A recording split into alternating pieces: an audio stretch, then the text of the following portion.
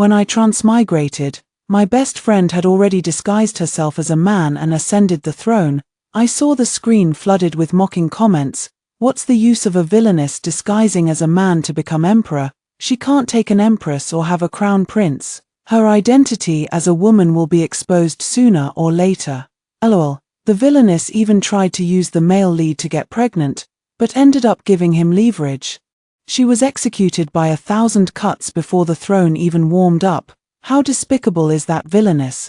The male lead belongs to our precious sister. She becoming emperor is just a stepping stone. The male lead is the true final emperor, and our precious sister will of course be the empress. Just as the entire court was doubting whether my best friend was a man, I rushed into the court hall, supporting my pregnant belly, and shouted, "I'm carrying the royal heir."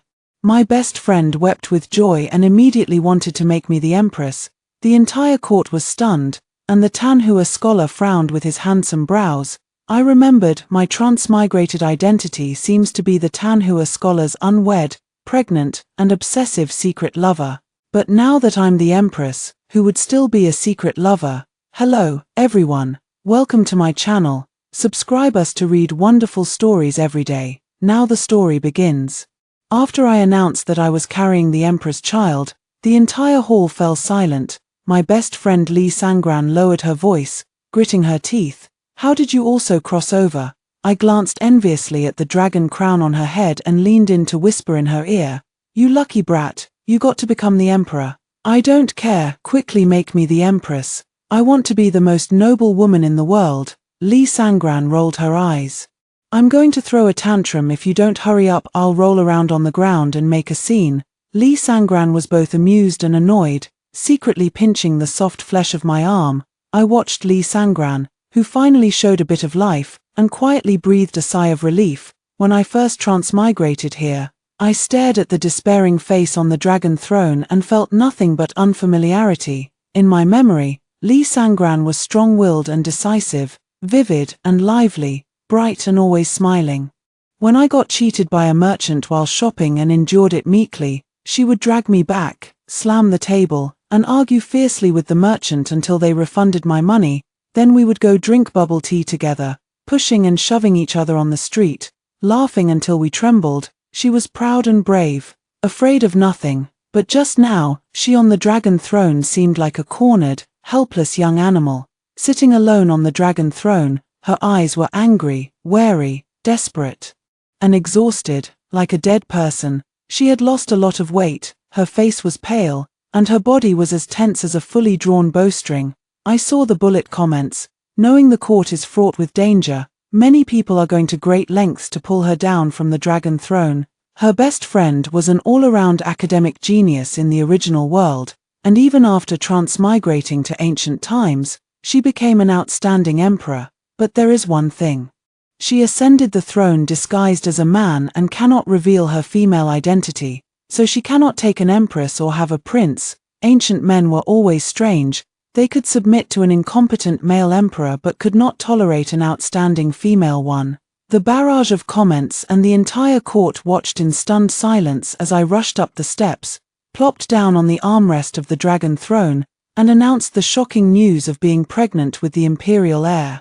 The imperial censor sternly scolded me. How dare you? Where did this wild country woman come from, slandering his majesty so recklessly? Then, in the next moment, my best friend Lee Sangran straightened her back, stood up, and looked down at the imperial censor with an imposing and authoritative presence, her voice commanding respect without a hint of anger. My dear minister, this is the one I love, the future empress, and she carries my crown prince in her womb. The entire court was stunned. The Tanhua scholar frowned, his handsome brows knitting together. The comments are flooding the screen. Who is this? Who is this? Showing up with a pregnant belly just to cause trouble. How annoying. If she just waits until today, the villainess will take a desperate risk and climb into the male lead's bed, only to end up trapped by her own schemes and killed by the male and female leads. Hey, I looked it up. This woman is an early death cannon fodder villain from the original book. In her desperation to marry the top scholar Jiyu Xuanbai, she even got pregnant before marriage. It's hilarious, the top scholar didn't want her at all and just gave her the status of a mistress to brush her off. She sneaked into the palace today to use her pregnancy to beg the emperor to arrange a marriage between her and the top scholar, but she failed and drowned on her way home. This is just absurd, you two. One a villainess and the other a cannon fodder villain. Are you even a good match? Give me back my plot. The damn villainess should go and climb into the male lead's bed already. I paused for a moment at the barrage of comments and instinctively touched my pregnant belly. I remember now, before seeing my best friend, I hadn't regained my memories of the original world and loved Jiyu Xuanbai as if my life depended on it, so this is how tragic my ending turned out to be. Now, I gaze at the aloof and indifferent Jiyu Xuanbai and, without a hint of attachment, link arms with my best friend, Li Sangran. Now that I'm the empress, who would still be an outsider, Li Sangran had me move into the Kuan Ning Palace, the empress's residence, with a grand gesture. He announced that my coronation ceremony would be held in 3 months, holding a white pearl larger than an egg, an emerald bracelet, and tribute silk. I couldn't take my eyes off them, as a mere common-born daughter. I have never witnessed such a grand scene before. I could only cling to Li Sangran's leg with envy shining in my eyes, planting a loud kiss and saying, "Bestie, I want to be friends with you for life." The drool trickling from the corner of my mouth dampened a small patch of the dragon robe on Li Sangran's chest. The palace maids and eunuchs around us were all startled, their faces covered in cold sweat as they hurriedly reminded me, "Your Majesty, the Emperor values rules." The last person who was disrespectful in his presence was beaten to death with a staff. The barrage of comments watched the scene with glee. This cannon fodder is about to be in big trouble. The villainess has been disguising herself as a man in the palace for so many years, with a rigid, gloomy personality, twisted and perverted, and she hates it the most when others get close to her. In this world, the only person who can get close to the vicious female antagonist without feeling disgusted is probably the male lead. But the male lead belongs to our dear sister, and no matter how hard the vicious female antagonist tries, she can't have him. She only deserves to end up alone and lonely. It turns out that all these years, Li Sangran has been alone. My heart suddenly ached as if pricked by a needle, and before I knew it, tears stained Li Sangran's lapel. Everyone was waiting for Li Sangran to lose his temper. The atmosphere in the hall grew increasingly tense, so quiet you could hear a pin drop. Li Sangran clamped my head under her arm, threatening me with a sinister tone. "Shen Menying, are you looking for death?" The barrage was buzzing with excitement. Here it comes. The villainess has finally had enough. The cannon fodder is about to meet their end. I honestly shook my head. Li Sangran sighed helplessly, took out a handkerchief with a look of disdain, and wiped my face. "You dummy, you got my clothes dirty. I don't care, you have to wash them for me by hand." Everyone was stunned. And the live chat was filled with question marks. A tyrant's rage leaves millions dead. And you're telling me it's just this? I officially moved into the Kuan Ning Palace, but every night I secretly carried my little quilt and sneaked onto Li Sangran's dragon bed. "Bestie, tell me some gossip to help me fall asleep."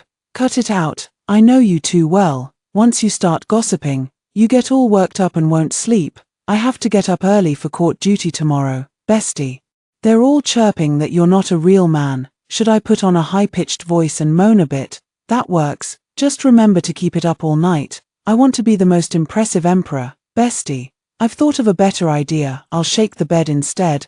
Let the whole world know how amazing you are." The next day, the dragon bed collapsed from my brute strength, and Li Sangran ended up with a big bump on his head. Li Sangran's face darkened as he gripped my neck with both hands.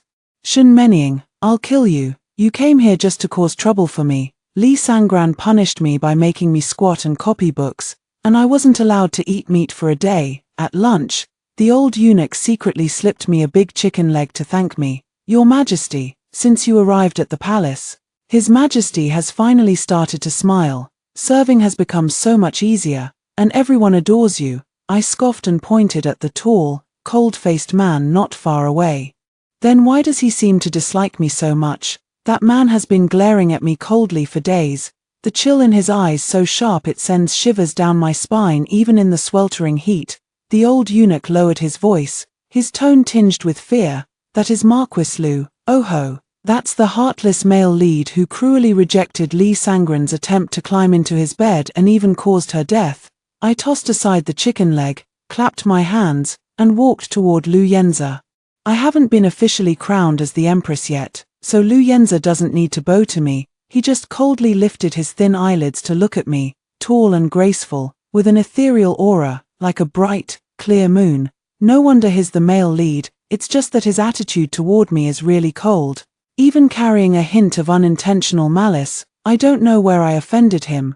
Lu Yenza's voice carried a hint of sarcasm. I heard the dragon bed collapsed last night. His Majesty is frail. So I must ask your highness to advise him to take care of his health. His tone was relatively calm, but clenched palms reveal bulging veins, struggling to suppress the bitter tone of jealousy that still seeps through. It all tells me that the male lead is jealous. I curled my lips. Seems like I accidentally stumbled upon the male lead's secret. The barrage of comments was baffled by the male lead's words. Why is the male lead suddenly concerned about the villainess's health? Didn't he always despise her? Exactly. Last time the villainess tried to touch him, he immediately recoiled in disgust and avoided her, then went home and secluded himself to bathe for 3 days.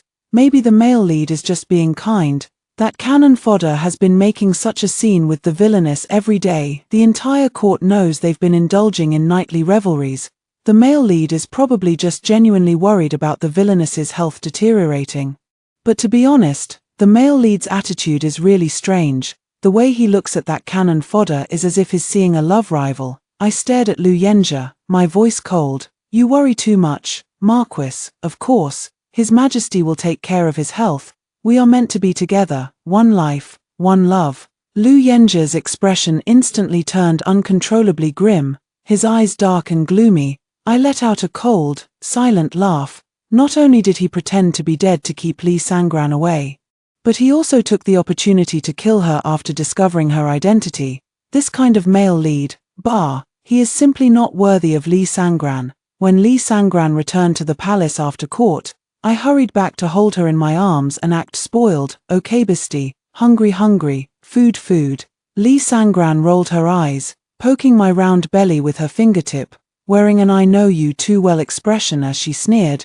Your belly is so round, you must have secretly eaten too much meat. I laughed awkwardly and changed the subject. What's going on between you and Lu Yenza? Lee Sangren froze for a moment, sighed, and waved her hand dismissively. Don't even ask. I've taken a liking to him and was planning to accept him.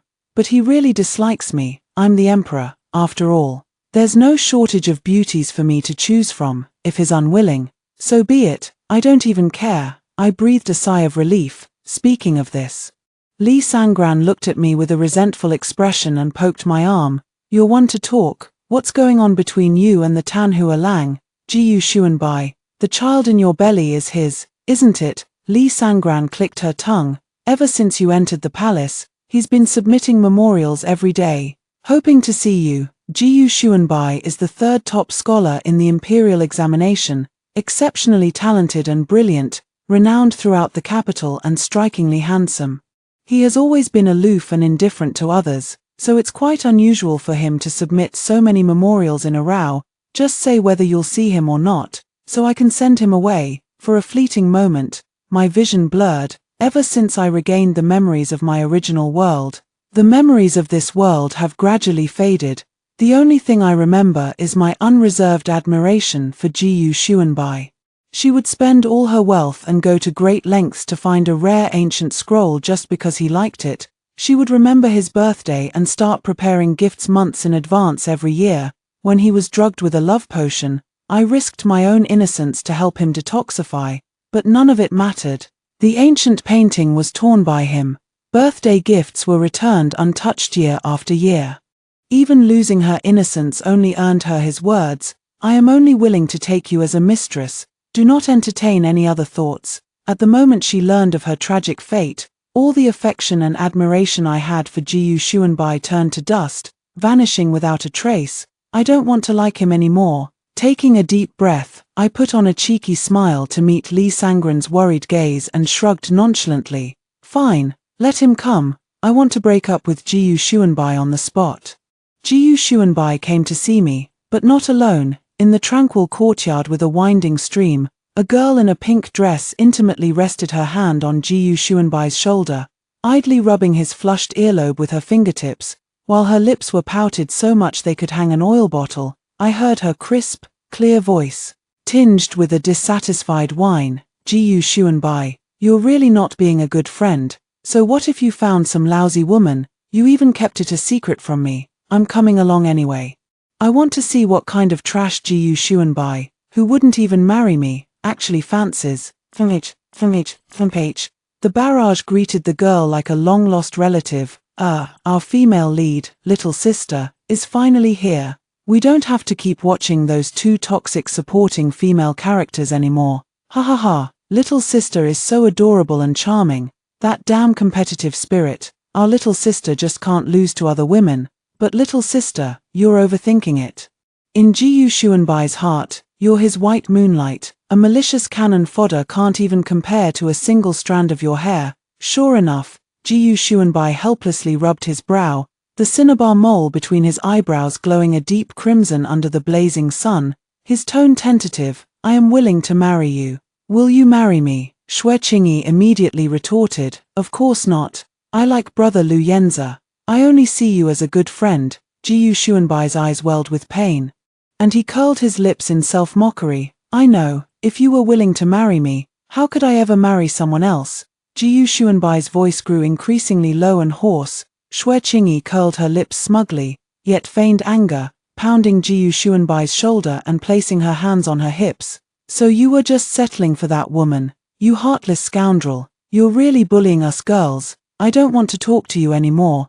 Jiyu Xuanbai affectionately stroked Xue Qingyi's hair, his eyes flickering slightly as he sighed softly. You are always so kind-hearted, sympathizing with all women in the world, but Shen Menying is fond of scheming, her methods are dirty, and her thoughts are malicious. She is utterly unworthy of your pity. Jiyu Xuanbai's words struck like a bolt from the blue. In an instant, my entire body turned cold and rigid, and a suffocating pain spread through every part of me. I had never imagined that after desperately chasing after Jiyu Xuanbai for over a decade, I would be seen as such a despicable person in his eyes. I snapped off a willow branch with a sharp, crisp sound. The two finally noticed me, and their voices abruptly ceased.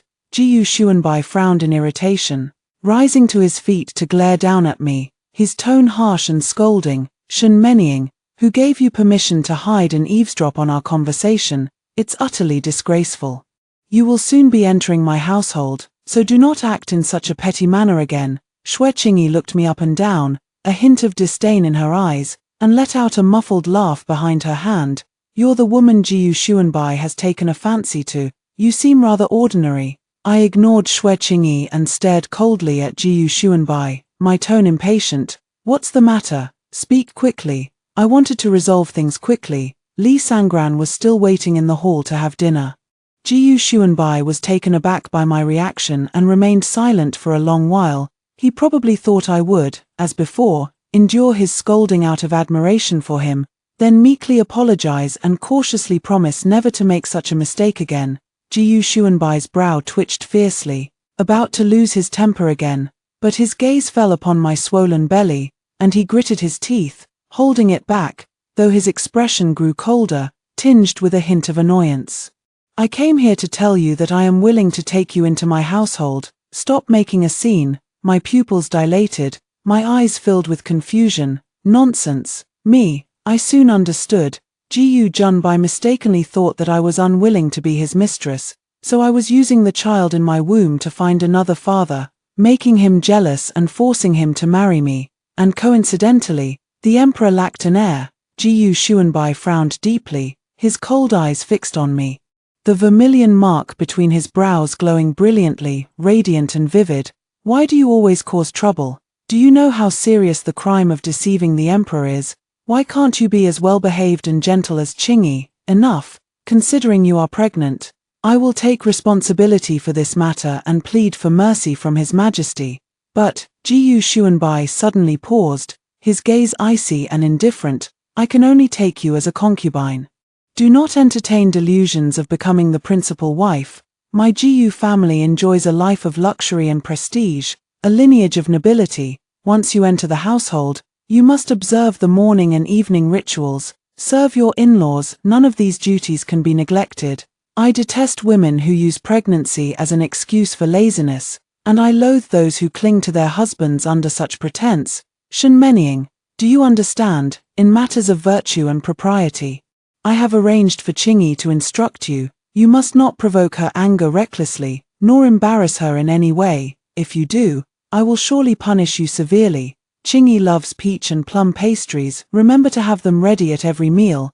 Her skin is delicate. Remember to keep mosquitoes away from her daily. She enjoys soaking her feet before bed. You may seek guidance from physicians on foot acupressure points, so you can massage her feet in the future. Shue Chingy blushed with embarrassment upon hearing this, and the audience in the comments section found it amusing. Ha ha ha, as expected of the devoted male supporting character, the typical type who adores the female lead. Oh, why don't you just suggest directly that the villainous cannon fodder become the female lead's maid? The devoted male supporting character is right, that scheming villainous cannon fodder is too cunning and doesn't deserve to be the official wife. Who the official wife position is reserved for goes without saying. Those who get it, get it. The female lead is so lucky by nature. Not only is she about to become the male lead's official wife, but the devoted male supporting character is also keeping his official wife position vacant for her. Damn it. Can I please act in a couple of episodes? For a long while, Jiyu Xuanbai continued to list Shue Chingy's preferences in detail. I lost all patience and abruptly cut off Jiyu Xuanbai. A faint sneer appearing on my face. Jiyu Xuanbai, you're overthinking it. I won't leave the palace, and I certainly won't become your concubine. From now on, you go your way, and I'll go mine. Jiyu Xuanbai suddenly fell silent, straightened up abruptly, and stared at me in astonishment. Shue Chingy, standing nearby, covered her mouth and let out a scornful laugh. Jiyu Xuanbai, your mistress has quite the temper. The moment she hears she's to be a concubine, she immediately puts on airs and starts making demands, angling for the position of the principal wife. After saying this, Shue Chingy pretended to be strong and magnanimous, waving her hand dismissively. Never mind, who am I to judge? As a woman myself, I can sympathize with the petty schemes and calculations of you lowly women. Jiyu Xuanbai, if she wants the position of the principal wife, just give it to her. As long as you have me in your heart, I don't care about these empty titles. But by the end, Shue Chingy couldn't help but redden her eyes, tears welling up. Jiyu Xuanbai immediately panicked and went to wipe away Shue Chingy's tears. Shue Chingy turned away from him in a huff, looking utterly wronged. Hurry and take Shenmening away. If your good wife changes her mind again and makes even higher demands, I won't be able to help you. Jiyu Xuanbai clenched his fist, glaring at me with a dark and sinister expression. The veins on his hand bulged, his eyes filled with mockery, and his voice was sharp with sarcasm. Shenmening, in the end, I have been too indulgent with you, which has made you grow greedy and overstep your bounds. If you refuse to be a concubine, so be it. I am only giving you this one chance to enter my household and stay by my side. I want to see how long you can hold out. If you have the guts, don't come looking for me. When Jiyu Xuanbai stormed off, the comments were all laughing at me. This is so satisfying. The toxic cannon fodder still thinks she can play hard to get and threaten the devoted second male lead. Haha, she really overplayed her hand. Damn toxic cannon fodder. Please get a grip and know when to quit. You're not the female lead. The devoted second male lead won't keep backing down for you. Don't think that by clinging to the villainess you'll live a good life. The villainess just needs a child. Once you've given birth and are no longer useful, she'll kick you aside and get rid of you. By then, even if you beg Jiyu Xuanbai, he won't show any mercy. Ha ha ha. I lifted my eyelids and glanced at the mocking comments. It seems they haven't discovered at all that Li Sangran and I are best friendes. No wonder they think that way. But they don't know, true sisters never betray each other. After dealing with Jiyu Xuanbai, I rushed back to the palace excitedly. The atmosphere inside the hall was unusually tense, with all the maids blushing. What on earth is going on? I tilted my head and caught a glimpse of my best friend reclining on the dragon bed, her fair foot lifting the chin of the male lead Lu Yenjia. A green grape nestled between her smooth, soft toes. The male lead, with his clothes half undone, parted his lips slightly, revealing a moist, warm tongue and snow-white teeth as he took a crystal-clear green grape into his mouth. My pupils dilated. My dear best friend, you're playing so wild. Looking closer. The male lead's broad shoulders trembled slightly, his fists clenched tightly, his handsome face full of humiliation, clearly unwilling. At this moment, Lee Sangran finished feeding a grape, withdrew her foot with a lack of interest, propped her chin up casually, the corners of her eyes slightly upturned. Lu Yenza, I ask you one last time, are you willing to be taken into my harem? Lu Yenza, with a dark expression, slowly gathered his robes layer by layer, staring straight at Lee Sangran. His voice hoarse, Your Majesty, both you and I are men. Lee Sangran grinned with a mischievous, unapologetic smile, his eyes crinkling at the corners. It's fine, I can have male consorts in my harem too. Lu Yenza's expression grew increasingly restrained and humiliated as he shook his head firmly. I already have someone in my heart, and we will be married soon. Lee Sangran's face showed a flicker of pain as she kicked Lu Yenza, letting out a cold laugh. Then why did you sneak over to undress me? Lu Yenza frowned, his expression twisting unnaturally with a hint of embarrassment, unwilling to admit that he missed a man. Your Majesty, I came to advise against making Shun Menning the Empress. This woman is of lowly status, and the child in her womb is of unknown origin. She is utterly unworthy of your Majesty and unfit to be Empress. Lee Sangran's eyes turned cold. Just as he was about to speak, I sobbed and threw myself into Lee Sangran's arms. Your Majesty, the child in my womb is yours. This child could only be Lee Sangran's, otherwise, this dog-like male lead will eventually discover Lee Sangran's female identity and then eliminate her completely. Lee Sangran understood my meaning and calmly wrapped an arm around my waist. Naturally, I personally bestowed the favor. How could I not know? Minister Lu Yenza, do not speak such words again in the future. The words carried an implicit threat. Out of the corner of my eye, I saw Lu Yenza's face turn from disbelief to a deathly pale, devoid of any color. I clicked my tongue, scoffing inwardly. Could it be that Lu Yenza firmly believed Lee Sangran would remain chaste for him, which is why he was so devastated? But how dare he? When he had the nerve to tell Lee Sangran that he had someone else in his heart, just to provoke her. I dare to let Lee Sangran have a child before him. Lu Yenza's icy gaze fixed on me, like a ghost crawling out of hell. Wishing he could skin me alive, I buried my face in Lee Sangran's arms, pretending to tremble with fear. Your Majesty, Marquis Lu is glaring at me. I'm scared. Lee Sangran coldly told Lu Yenza to get lost. Lu Yenza left in a daze, utterly dejected. Lee Sangran immediately grabbed my ear and asked inexplicably, You seem to really dislike Lu Yenza. I nodded obediently, then quietly leaned close to Lee Sangran's ear and told her the news I had learned from the bullet comments. Instead of guarding against Lu Yenza trying to kill Lee Sangran, it would be better to tell Lee Sangran so she can be on guard against him herself. By the end, Lee Sangran's face had completely darkened. The two of us exchanged glances to avoid the bullet comments. Lee Sangran frowned, utterly bewildered. I'm the vicious supporting female lead. Me, a poor overworked soul who reviews memorials until 3 a.m. every day. I'm the vicious supporting female lead. I nodded earnestly and pointed at myself. Bestie, don't be afraid. If you're the vicious supporting female lead, I'm the cannon fodder who dies as soon as I show up. Lee Sangran pursed her lips and repeated in confusion, Lu Yenza will kill me upon discovering I'm a woman, ascend the throne, and then make Xue Qingyi his empress. I opened my arms and hugged Lee Sangran. Offering silent comfort, Lee Sangran rested her head on my shoulder, and a small patch of my shoulder and collar became damp with her warm tears. After a long while, I heard her cold voice, I will never reveal my identity as a woman in front of him. This emperor, I must be the one to take the throne. Both Jiyu Xianbai and Lu Yenza were furious and humiliated. Jiyu Xuanbai never again submitted a memorial requesting to take me into his residence.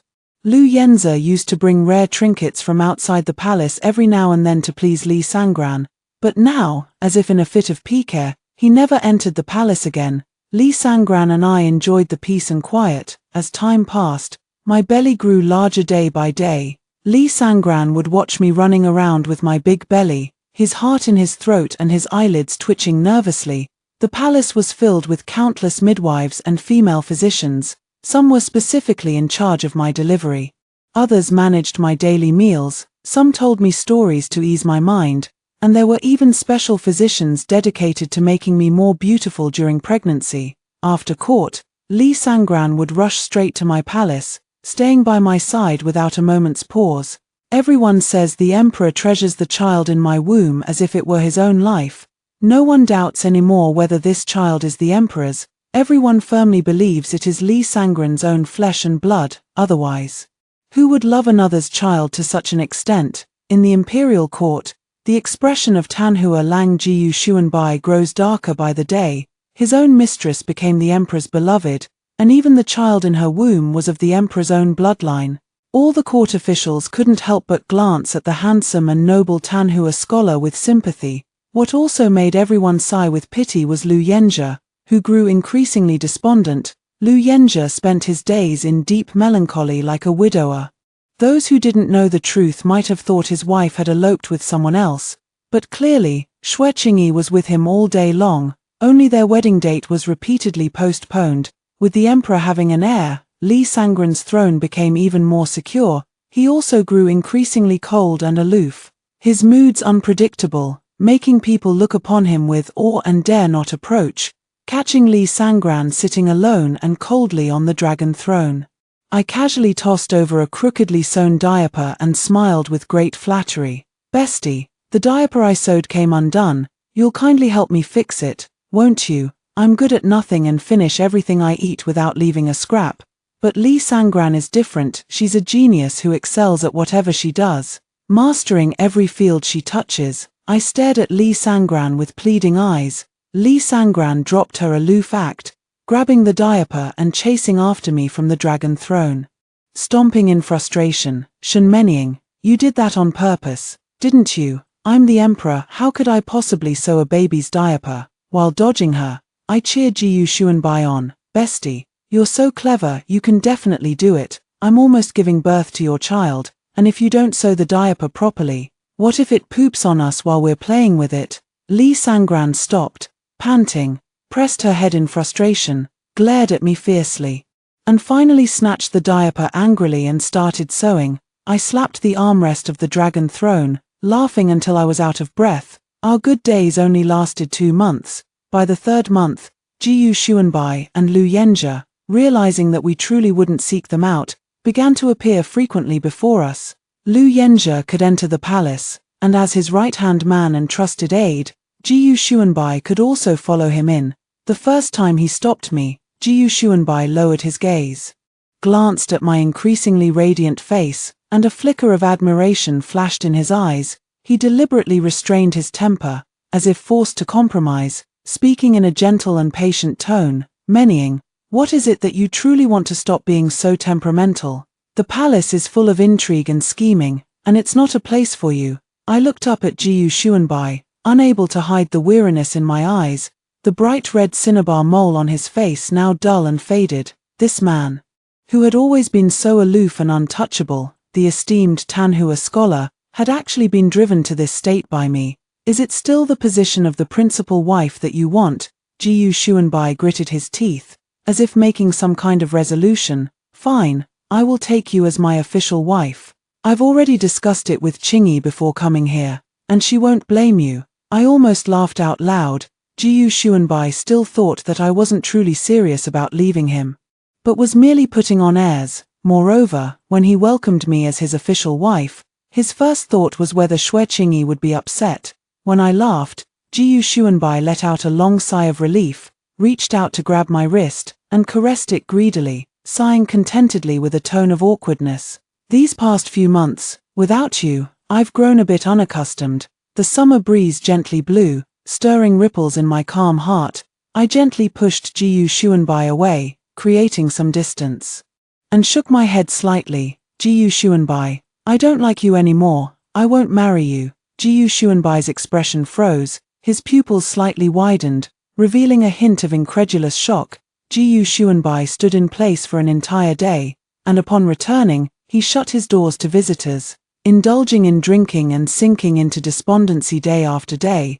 I thought Jiyu Xuanbai had given up.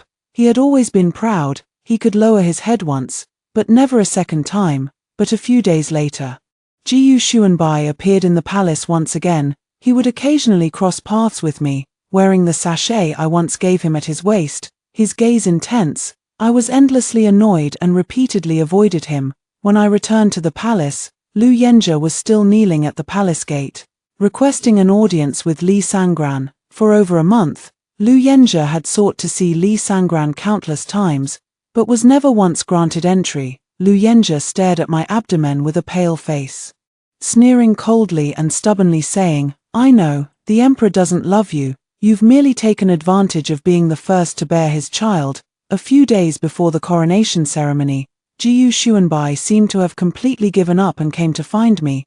"Come to the mansion tonight to collect your old belongings. I'll give you the divorce letter along with them." I nodded in agreement. I am sentimental. In that old house where I kept my mistress, there are indeed many things I cherish and find hard to part with. The most important among them is my late mother's keepsake, which I must take with me. Jiyu Xuanbai invited me to join him for dinner. At the dinner table, Xue Qingyi sat boldly in the host's seat, her gaze provocative. Jiyu Xuanbai paused and said in a low voice, "Qingyi wants to see you. It's just a dinner. What's the harm in having one more person?" Xue Qingyi sneered, speaking sarcastically in defense of Jiyu Xuanbai. "I heard you absolutely refuse to be taken into Jiyu Xuanbai's household. You really are a fickle woman, abandoning your old husband once you've found a better place to go." Jiyu Xuanbai sighed helplessly and turned to explain to me, "Qingyi is straightforward by nature. She just cares about me too much and speaks her mind without thinking. Don't listen to her. I forgive everything you've done. I won't marry again. I'll wait for the day you grow tired of the glamour and return to a simpler life." I rolled my eyes, and the food in my bowl suddenly became hard to swallow. It turns out Jiyu Xuanbai hadn't come to his senses. Instead, he thought I was after wealth and status. Xue Qingyi glared bitterly at Jiyu Xuanbai's tender, affectionate expression, so furious that she threw the cup in her hand. Suddenly, she leaned back, lifted her chin slightly, and kicked my chair with her foot. "You're so snobbish. Why not serve me as a maid today and arrange the dishes? I am the daughter of the Prime Minister, soon to be the official wife of Marquis Lu, of noble status. You, on the other hand, are lowly and have no one to support you even if you become the empress. If you serve as my maid for a few days, I'll have my father and husband help you when you embarrass yourself." The chair shook, startling my stomach. I gasped as pain spread throughout my body. Jiyu Xuanbai looked anxious and wanted to call for a doctor, but Xue Qingyi held him back, cooing and sneering. "Jiyu Xuanbai, these cunning little women are just putting on an act. Both you and I have been on the battlefield. It's not like you haven't seen it before. The more attention you give them, the more they'll push their luck." Jiyu Xuanbai stopped what he was doing, suddenly understanding, and frowned as he stared at me, scolding coldly, "Shenmenying. You're about to become a mother, how can you still play these mind games?" I took a deep breath, propped myself up, raised my hand, and slapped Jiyu Xuanbai hard across the face. Xue Qingyi let out a sharp scream, and I backhanded her with a slap as well. Both of them were stunned by my blows, staring at me in shock.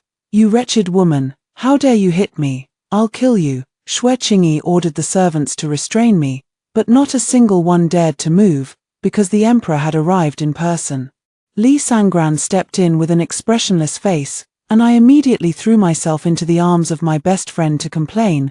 Li Sangran's sharp gaze swept over Xue Qingyi. Xue Qingyi's face turned deathly pale, her legs gave way, and she knelt on the ground, cold sweat pouring down. Li Sangran was becoming increasingly adept at being emperor. He glanced down at Xue Qingyi and spoke coldly. "Xue Qingyi has insulted the empress. Drag her away and beat her to death." Everyone was shocked, and the barrage of comments went wild. "The world is upside down, the villainess is going to execute the female lead." I admit the female lead went a bit too far this time, but the emperor is the villainess. How could she possibly succeed in killing the female lead? And it's not even over the male lead, it's just for some nasty cannon fodder. No way, no way, she is indeed the villainess, but sisters, she's also the emperor with real power. She actually has the authority to kill the female lead.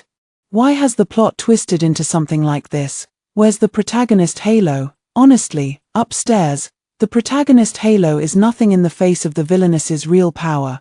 Xue Qingyi really has lost all semblance of a female lead. At this moment, her pupils constricted, her body went limp, tears and mucus streaming down together as she panically begged for mercy. Li Sangran couldn't be bothered to look at her, nor did he pay any attention to Jiyu Xuanbai's pleas on behalf of Xue Qingyi.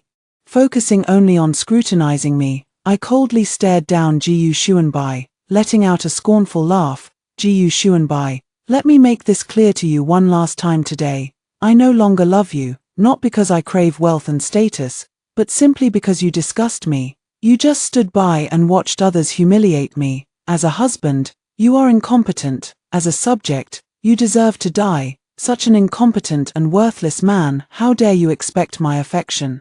Jiyu Xuanbai's face also turned deathly pale in an instant. At the final moment of Xue Qingyi's execution, Lu Yanzi arrived in a panic. Xue Qingyi cried even louder, begging Lu Yanzi to save her. Everyone in the court knew that Lu Yanzi was the emperor's most favored, which was why she dared to provoke Shen Menying. Lu Yanzi held Shen Menying in his arms with a pained heart, staring at Li Sangran with difficulty. Your Majesty, Xue Qingyi is my betrothed wife. You cannot kill her. If you dare to harm Qingyi, Your Majesty, I will sever all ties with you from this day forward. Li Sangran pressed his lips together tightly. The barrage was filled with relief after the narrow escape. Ha ha ha, the male lead arrived just in time. Thank goodness. The female lead is saved. The villainess wouldn't dare. If she dares to kill the female lead, the male lead will completely cut ties with her. The villainess only spares the female lead time and again out of regard for the male lead. The male lead really loves the female lead so much. After this ordeal, they should finally get married, right? Although the plot has veered off course and we won't see the male lead kill the villainess to become emperor, it's still nice to see the two leads living a peaceful life. To be honest, the villainess being emperor isn't so bad after all the twists and turns.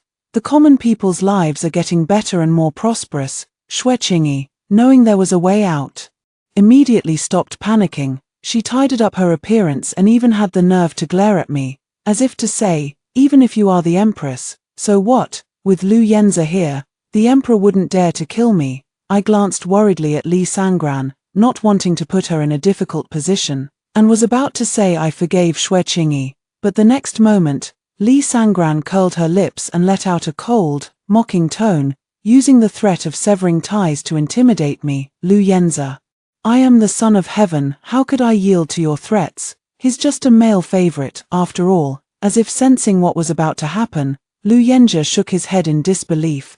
But Li Sangran had already coldly waved his hand. Guards, beat Xue Qingyi to death. Anyone who dares to interfere will be executed on the spot. Instantly, the hall fell into dead silence, as quiet as a cicada in winter, with only Xue Qingyi's desperate cries echoing through the room. Lu Yanzi's eyes were bloodshot.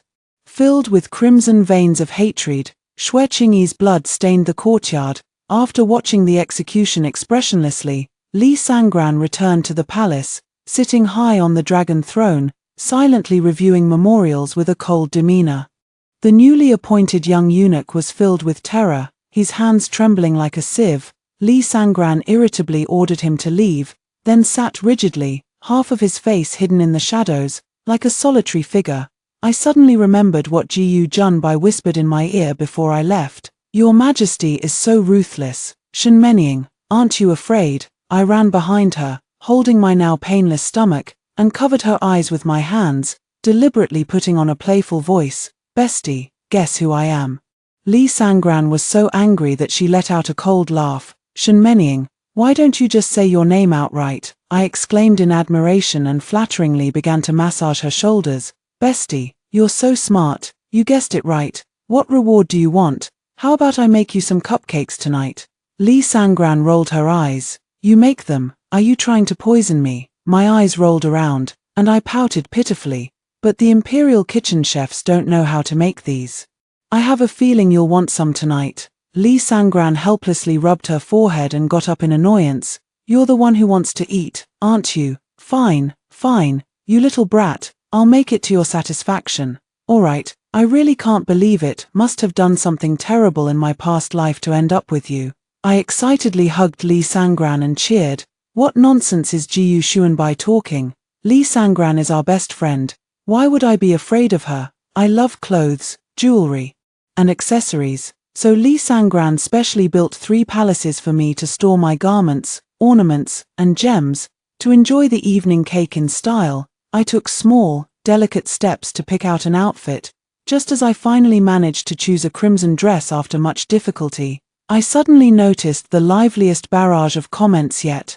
The plot thickens. The villainess has been exposed in front of the male lead. The already twisted plot has finally been set right. The villainess is exposed. The male lead has decided to seize the throne and become emperor. The villainess killed the female lead. Now she's just waiting for the male lead's brutal revenge. With the female lead gone, I heard the villainess is about to be promoted to the tragic heroine of a heart-wrenching story, imprisoned in the deep palace by the male lead, tortured both physically and mentally, until she finally dies of depression. I stared dumbfounded at the barrage of comments. Then abruptly lifted my skirts and dashed toward the bedchamber, breathless and barely making it in time. The sight before me made my jaw drop once again.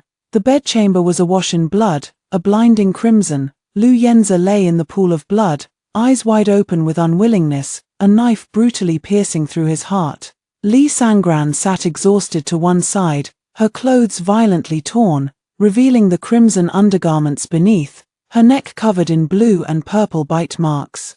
Her dazed eyes caught sight of me and suddenly panicked, instinctively turning her body to shield the wide-eyed, lifeless Lu Yenza. Unwilling to let me see, I walked step by step to her, straightened Lee Sangran's clothes, gently held her, and raised a smile. Bestie, you're amazing, you killed the bad guy. Lee Sangran's tense body suddenly relaxed, and she hugged me back, closing her eyes in relief. She was so tired that she fell asleep. On the eve of the coronation ceremony, Jiyu Xuanbai personally delivered my mother's keepsake to me. After days apart, he looked noticeably haggard, his demeanor humble and sincere. He gave me a pained smile, meaning, I've thought a lot these past few days. Compared to His Majesty's protection of you, what I've done is insignificant. No wonder you chose him, losing to your Majesty. I accept it with all my heart. Then we went to drink bubble tea together, pushing and shoving on the street, laughing until we trembled. Jiyu Xuanbai fell silent for a moment, then curled his lips. Though I may not compare to your Majesty, whether you believe it or not, my feelings for you are genuine. From now on, I will not take another wife. The position of the rightful wife in this household will always be yours, and you may return at any time. Finally, I just want to ask one thing, is the child in your womb mine? I quickly shook my head. Jiyu Xuanbai lowered his eyes in disappointment, forced a faint smile, and left with his dignity intact. I watched Jiyu Xuanbai walk away indifferently, my hand resting on my stomach. This child could only be Lee Sangran's. At the coronation ceremony, Lee Sangran announced that I would be made empress. I officially became the empress. A month later, I gave birth to a boy, and Lee Sangran immediately named him the Crown Prince. That night, the Crown Prince soiled the emperor's hand. Lee Sangran cursed while washing her hands, shenmenying. I must have owed you all in my past life. I cheerfully handed Lee Sangran the soap she had made. Okay, Bestie, don't be mad, I'll spank his little butt right away. Lee Sangran refused to accept it and glared at me. That's my son, why should you hit him? I coaxed gently. Alright, I won't hit him. Lee Sangran snorted coldly, then suddenly had an epiphany. Though I can't hit the little one, I can hit the big one. I was startled, dropped the soap, and ran, begging for mercy loudly. Bestie, spare me. The second story. On the night the emperor married the prime minister's daughter, they all said the empress had gone mad. The palace maids formed a row under the century-old tree in the Duanyang Palace, each one looking panicked. Your Majesty, please come down, it's too dangerous up there. Your Majesty, the emperor must have his reasons. Please listen to his explanation. I listened to the soft, melodious voices of the women chattering below, finding them nothing but noise. Impatiently, I dug at my ears and declared boldly, the emperor is fickle, always chasing after the new and discarding the old. He has abandoned his wife and child. Today, I shall leap from here, hit my head, lose my memory, and forget that heartless man. Your Majesty, think twice. Your Majesty, those storybook plots are all made up. You'll only end up losing an arm or a leg, not your memory. Hearing this, I began to hesitate, since losing an arm or a leg would indeed be quite unsightly. Just as I was hesitating, the eunuch's shout of "The Emperor has arrived" startled me, causing my foot to slip, and I fell straight down. In an instant, chaotic sounds flooded my ears, and warm liquid trickled down from my forehead. The last thing I knew was being lifted into someone's arms, and in a daze, I heard the words, "Burn all the palace's storybooks for me." My consciousness gradually faded, and I fell asleep leaning against his neck. By the time I woke again, a full day and night had passed. The palace maids had likely all been shut outside the door in Xie Linmu's fit of anger. At this moment, the Duanyang palace was eerily empty, making Xie Linmu's stormy expression all the more intimidating. His hair was slightly disheveled, with dark strands falling haphazardly. There were faint traces of bloodshot in his eyes, likely from lack of sleep, and exhaustion was evident in his gaze. I swallowed hard, a sudden idea striking me. I decided to pretend to have amnesia. "Who are you?"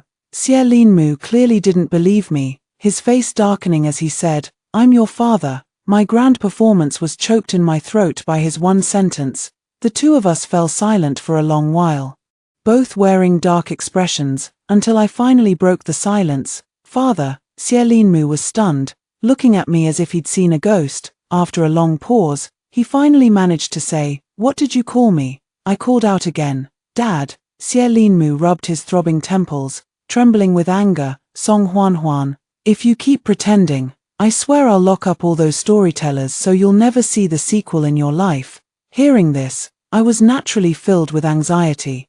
But since I'd already started pretending, how could I give up halfway? "Dad, you're so cruel." Xie Linmu's dark eyes, unreadable, scrutinized me for a moment before he spoke. "Really don't remember."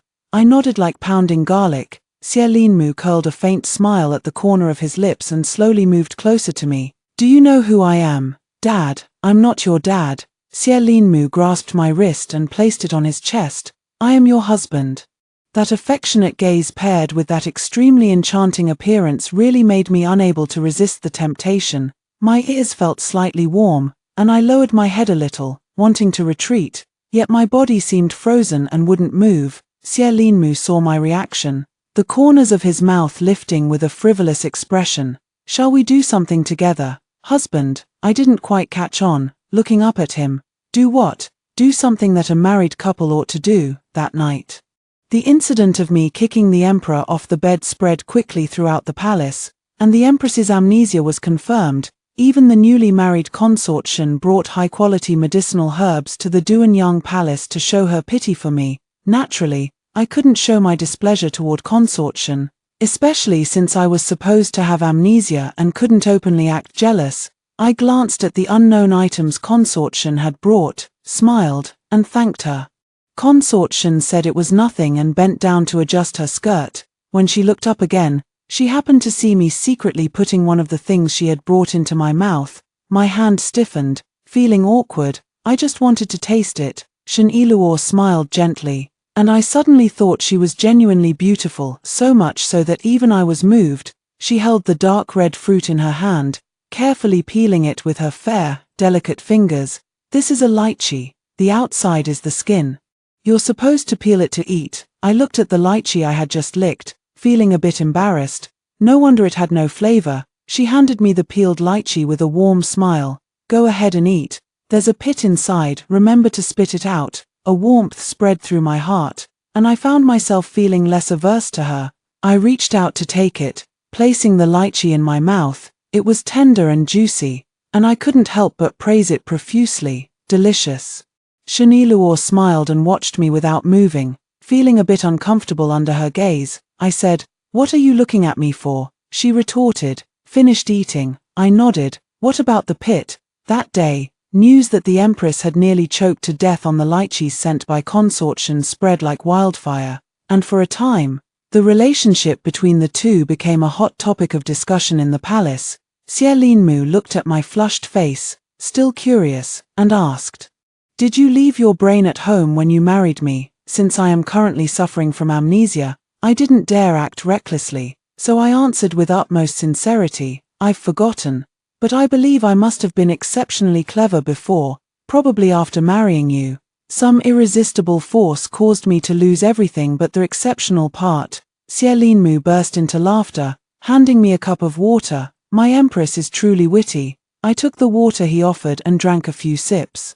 When I looked up again, Xie Linmu had already undone his clothes, revealing a pale expanse of his chest. My mind went dizzy, and I immediately slapped him. "What are you doing?" Xie Linmu was completely stunned by my beating, his voice trembling with anger. "This is my bedchamber.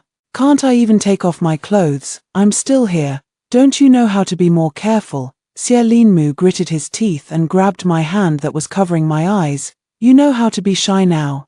I don't see you reading any less of those little romance books. Hurry up and put your clothes on, and don't come to my bedchamber again in the future." "Why should I? With your fickleness, with your inconstancy, with your ever-changing whims." Xie Linmu hastily threw on his clothes, veins bulging in anger. "Song Huan, if I set foot in the Duanyang Palace one more time, I'll be a dog. If I ever pay attention to you again, I'll be a dog too." That very day, news of the emperor and empress going their separate ways spread like wildfire.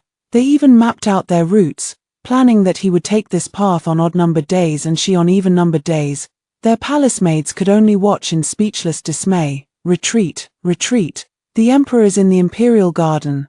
Hurry, hurry. The empress is heading to the imperial study. Quick, quick." The emperor just left the imperial kitchen. With a clatter, the bamboo scroll thrown down by the emperor rolled to the eunuch's side. The eunuch looked up at Xie Linmu's darkened face and cautiously stepped forward. "Your Majesty, the empress is just jealous. A simple explanation will do." "Explanation?" Xie Linmu sneered. "She won't even let me into her bedchamber. How am I supposed to explain? Besides, why should I explain? I have no intention of being a dog." At the same time, a gust of wind blew through the window of the imperial study, and a dark figure slipped inside. The newcomer was clad in striking red robes, with gilded shoes embroidered with butterflies, and an aura of heroic vigor in their eyes and brows. Who else could possess such imposing presence but the general of the southern kingdom? "Does my imperial study lack a door? Aren't I just afraid of being discovered?" Qiao Qingmiao stepped forward, the bells at her waist jingling. "Where is Sheniluo?" Xie Linmu rubbed his temples, thinking of his utterly childish empress at the mention of Sheniluo. "At Duanyang Palace." "Duanyang Palace?" Qiao Qingmiao was taken aback. "Isn't she the imperial consort? What is she doing at Duanyang Palace?" "She finds Songxing Palace too boring, so she spends all her time at Duanyang Palace." After saying this, both of them froze for a moment, exchanged a glance, and then with lightning speed, they dashed toward the Duanyang Palace in perfect sync. Elsewhere, in the Duanyang Palace, Sheniluo had one foot propped up on the desk, leisurely eating grapes. She glanced back at Song Huan, who was struggling to peel a lychee, and couldn't help but ask, "Did you really lose your memory?" Song Huan popped the peeled lychee into her mouth and shamelessly replied, "Yep." Sheniluo rose to her feet with a mix of doubt and curiosity. Just as she was about to help peel the lychees, she lost her balance and stumbled forward, collapsing directly onto Song Huan, who was squatting on the ground peeling the fruit. The latter was sent tumbling face first into the ground. With a loud crash, the door of the Duanyang Hall was kicked open. Before Sheniluo could even react, she was grabbed by the collar and hoisted up. Song Huan, who had just caught her breath, was also seized by the throat and tucked under an arm. "Keep your woman in check." The voices of two people rang out simultaneously. Qiao Qingmiao and Xie Linmu glared at each other with wide, furious eyes, as if they were about to start fighting at any moment. Sheniluo said helplessly, "What are you two doing?" Qiao Qingmiao looked displeased. "What are you two up to?" Sheniluo explained, "I was going to teach her how to peel a lychee, but I accidentally slipped. Is that all? What else?" "Help!" A faint, breathless voice came from under Xie Linmu's arm. Song Huan clutched her neck, her face flushed a purplish red. Xie Linmu was startled. "Sheniluo, did you poison her?" Xiao Qingmiao said unhappily. Bullshit. Just as Song Huanhuan uttered the word Kern, she rolled her eyes and fainted. That day, news that the Empress had nearly been strangled by the Emperor spread like wildfire. Some insiders even revealed that when the Empress was gasping for breath and rolling her eyes, the imperial consort, in front of everyone, actually tried to beat her to death. For a time, the relationship between the three became a mystery. In the Duanyang Palace, Shen Yiluo, who was helping the Empress expel the fruit pit, sneezed. Who's cursing me? So, you only pretended to marry the Emperor to avoid your father marrying you off to someone else.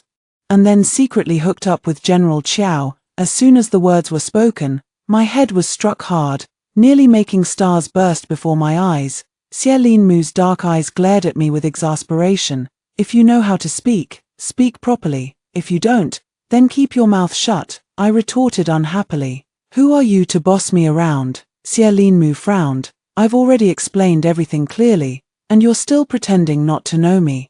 Xiao Qingmiao had just returned from battle and naturally wasn't aware of the palace rumors. Hearing this, she asked, what happened to her? Shen Yiluo whispered secretly, pretending to have amnesia. Hearing this, I immediately got upset, kicking my legs on the bed. I'm not pretending. I really have amnesia. Xie Linmu sneered mockingly, humoring me. Alright, you have amnesia. Just as I raised my eyebrows triumphantly, I heard Xie Linmu add another line. I have amnesia too. You dare to play tit for tat with me. I thought the Emperor was just joking, but I never expected that bastard to actually ignore me. That day, I went to the Imperial Garden in high spirits to admire the flowers, but the moment he saw me, he ran away. I stopped him and asked, somewhat displeased, why are you avoiding me? Xie Linmu put his hands on his hips and said, oh, it's a person. I thought a pig had taken human form, scared me to death. My heart was pounding with anger. Xie Linmu, oh. Xie Linmu raised an eyebrow with a smile. Where did this palace maid come from, daring to call me by my name directly? Who's a palace maid? Then are you a eunuch? Xie Linmu, if I ever bother with you again, I'm a dog. I glared at him angrily, then turned and stomped away in a huff. Xie Linmu lazily stretched behind me, saying quite cheerfully to the eunuch beside him, I've heard that line so many times since I was a kid. I'm sick of it. The sky was dark and overcast.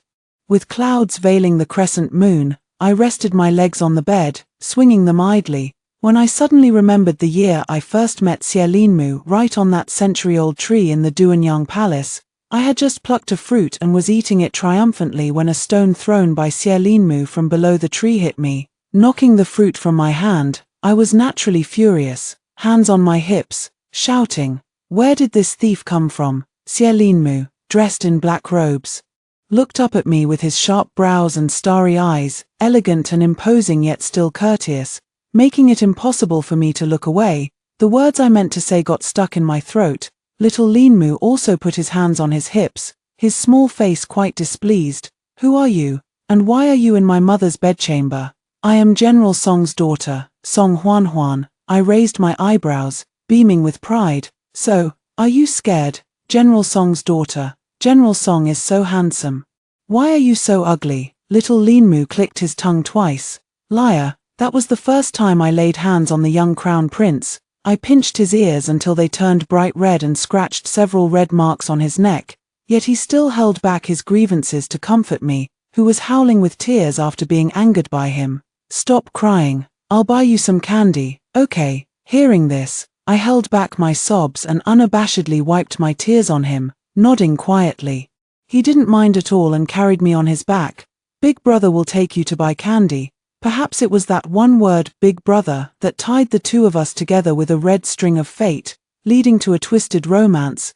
The young crown prince Xie Linmu has been bullied by Song Huanhuan since they were children. Right up to now, I curled the corners of my lips, feeling quite pleased. It's been a while since I called him big brother. In the evening, drowsy with a light dream, I was immersed in memories of Xie Linmu and me. Hazily, I felt someone pull me into an embrace and pinch my cheek, like a doll, played with by that person for half the night. Since childhood, you've always been a little liar. I was too sleepy to care, but recognizing his voice, I felt at ease and drifted off into a deep sleep.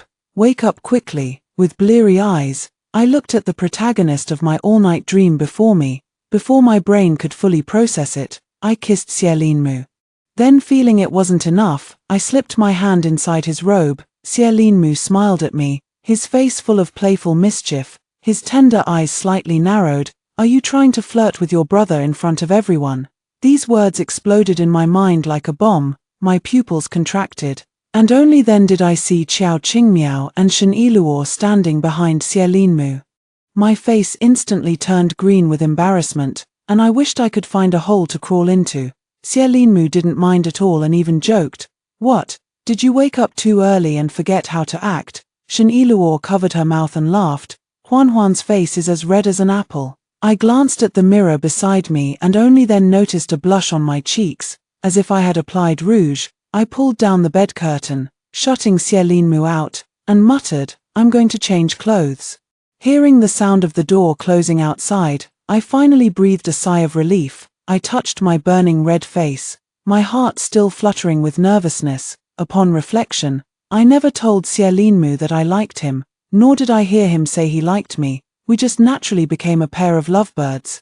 As if from the moment we met, it was destined that we would be together. Suddenly, I felt a bit aggrieved, compared to Qiao Qingmiao and Shen Yiluo, where the general fought on the battlefield. A heroine of boundless grace, all for Shen Yiluo's confession of "I like the general," and Shen Yiluo, who married the emperor without caring for reputation, just to secure a peaceful place for herself and Qiao Qingmiao in this worldly society. The more I compared the two, the more I felt that Xie and my relationship was too ordinary. I kicked my legs in frustration and rolled around angrily on the bed. The bed curtain was gently lifted, and Xie captivating phoenix eyes curved into a smile. The Empress's morning temper is quite fierce. I ignored him, my heart filled with a sense of ordinary grievance. He sat beside me, gently playing with my hair, his eyes and brows unexpectedly tender. For a moment, a wicked thought arose in me. I grabbed his collar, pulled him close, and kissed him. He raised an eyebrow slightly, visibly pleased. "Remembering your brother now?" I leaned back and shook my head. "No. It was just a momentary wicked thought." "A wicked thought?" Xie laughed, amused by me. "You can just kiss me whenever you have a wicked thought. But if I have one, you kick me off the bed. That's so unfair." I crossed my arms, also displeased. "I think you got me too easily." Xie didn't understand what I meant. What? General Qiao and Yiluo's love was so passionate and earth-shattering, but our past was too bland. The more I spoke, the more aggrieved I felt. In those storybooks, when a man pursues a woman, it's always with grand gestures and dramatic efforts. You didn't even say you liked me, and I just muddle-headedly married you. I'm not convinced. Is that why you've been ignoring me all this time? Xie pinched my cheek. "Hand over those storybooks of yours." "What are you doing? Are you going to burn my storybooks again?" Xie smiled helplessly. "Brother, learn from the storybooks how to be earth-shatteringly romantic so you can win back my little drama queen." I held back a rising smile, stepped over Xie, got out of bed, and handed him the storybook I had treasured for money. "But are you two also foolish?" Shen Yiluo said. "I thought you had brought some." All right. Xie broke off a chicken leg and handed it to me. "Chicken is pretty tasty too." I took it and ate it quietly. I wasn't that angry after all. The rare experience felt somewhat novel. The moon was dark, the wind high, and the night felt endlessly long. Shen Yiluo suddenly got inspired and came up with a ghost story, eagerly wanting to share it with us. Naturally, I was scared and didn't want to listen. Xie, for some inexplicable reason, grabbed my arm and refused to let go. He sat upright next to Shen Yiluo, raised an eyebrow, and said like a rogue, "Don't be afraid, I'll protect you." I could tell he was up to no good, so I glared at him but still obediently sat down beside him. Qiao Qingmiao held on to Shen Yiluo, pretending to be scared in advance. Xie turned to look at me and freed his hand, saying, "Hurry up and be scared." I ignored him, propping my chin on my hand as I listened to Shen Yiluo speak. Xie, that rascal, suddenly snatched away the hand I was using to prop up my chin, causing my chin to hit my knee directly. Furious, I reached out and pinched him. He responded with a mischievous grin and tightened his grip on my hand. "Legend has it that in the Northern Kingdom, there is a village," Xie interrupted. "Why tell a story about the Northern Kingdom?" I pinched the hand I was holding to make him shut up. He turned back, his eyes smiling as he looked at me. Of course I'll listen to whatever my wife says. I held back a laugh and continued listening to Shaniluo's story. There's a woman in red at the village hall, singing and dancing every night. Holy crap, I stared at Xiao Qingmiao in her red dress. My hair standing on end. Can't you change the color? Don't keep interrupting her, Xiao Qingmiao said gently. Go on, the red-clad woman's singing is extremely eerie. Everyone hears a different sound, some hear weeping, some laughter, and others a deathly hysteria. The villagers find it strange because they realize everyone has seen her, yet no one has ever seen her during the day. A breeze blew in through the temple door, adding a chill to the air. I shivered and leaned closer to Xie Linmu. That guy was listening with such intensity. It seemed he had forgotten his earlier promise to protect me. One night, a child named Xiaoye got up to use the outhouse, half asleep. The child felt a pair of eyes staring motionlessly at him from not far away. A chill ran down his spine. He pulled up his pants and, as if bewitched, walked toward it. The immersion was so intense that I was terrified and burrowed straight into Xie Linmu's arms.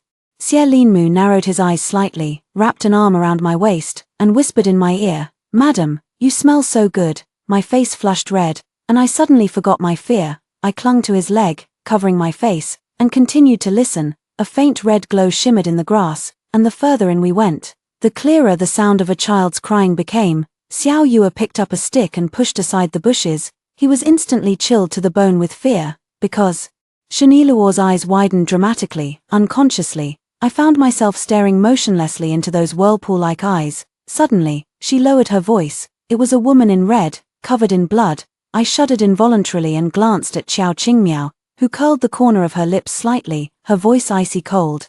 But that woman was staring intently behind Xiao Yu. My curiosity was piqued. What was behind her? Xiao Qingmiao gave a mysterious smile. Turn around and see for yourself. My entire body jerked violently. Despite being utterly terrified, I found myself turning my head as if compelled by some unseen force. Warm lips pressed against mine, and Xie Linmu chuckled smugly. Why are you teasing your brother like this? Are you out of your mind? I gave him a push, and Xie Linmu found it even more amusing. You really are like an apple. You're like a banana. What do I look like? A banana? Xie Linmu looked at me with amusement. How so? Shaniluo was laughing at the two of us. Are you two children? I curled my lip. A child wouldn't know as much as he does. The door of the dilapidated temple was flimsy, and the cold wind grew fiercer, adding an inexplicable solemn sadness to the pitch-black night. Xiao Qingmiao suddenly recalled the desolation she felt during her days of battle. Back when my fate was unknown, I was hiding in a run-down temple just like this. Shaniluo's hand trembled slightly, her expression complicated.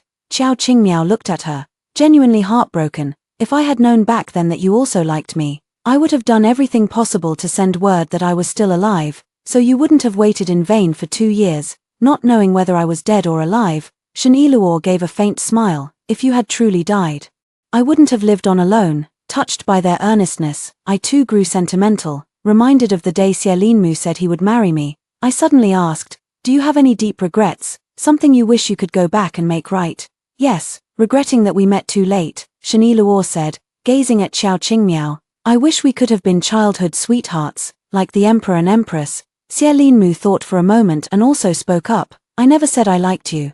Never let you experience the passionate bond of childhood sweethearts, Shaniluo interjected. I thought you'd go back and burn her romance novels instead. What a letdown, what a letdown. Xiao Qingmiao smiled, her eyes curving. What about you? I turned to look at Xie Linmu, feeling that saying it now might somehow make up for the regrets of that year. Back then, when you climbed over the wall and said you'd marry me, I should have told you properly just how much I liked you and how firmly I wanted to be your wife. His eyes and brows were a shock to the things he had never spoken to me, and he didn't snap out of it for a long time. Do you even know that I, too, fell for you at first sight? And how much disappointment I hid during those days when you thought I married you reluctantly? It really hurts to think about it. The sky had just begun to lighten with the first hint of dawn when Xie Linmu, for some inexplicable reason, was staring straight at me the moment I opened my eyes. Though his gaze was tender, it genuinely startled me. Keep your voice down, Xie Linmu interrupted me. They're not awake yet. Oh, I tried to push him away, but he wouldn't budge. I need to get up. Xie Linmu held my hand to keep me from moving, smiling like a seductive troublemaker. Give your brother a kiss, and I'll let you up. How can this person be so shameless? Fortunately, I'm shameless too. I grabbed him by the collar and kissed him, a brief touch before pulling away. Xie Linmu mumbled something indistinctly, his gaze burning as he cupped the back of my head and kissed me again. His breath brushed against my neck, sending a tingling sensation through me. This guy, as if to spite me, gave a sweet taste only to pull back immediately. Let you experience the feeling of always provoking me and then not taking responsibility. A blush spread across my cheeks, and I buried my face in his chest, hiding my smile. Let's get married, he suddenly spoke. I was taken aback, raising my head to look at him. What did you say? He pinched my cheek gently and said softly, let's get married again, right here, as ordinary people, to get married once more. I was deeply moved when Shani Luo's head slowly rose from behind Xie Linmu, and she said eerily, take us along too, no phoenix crown and rosy gown, no formal ceremony before the elders. Just anywhere under the vast sky. We fulfilled the regrets of our youth. Qiao Qingmiao and Shani Luo never had a wedding ceremony. Song Huan and Xie Linmu never said they liked each other. Just a few years from now, while still young, let's start over again. I like you, Yanai Xianghe. A single glance that spans 10,000 years. The end.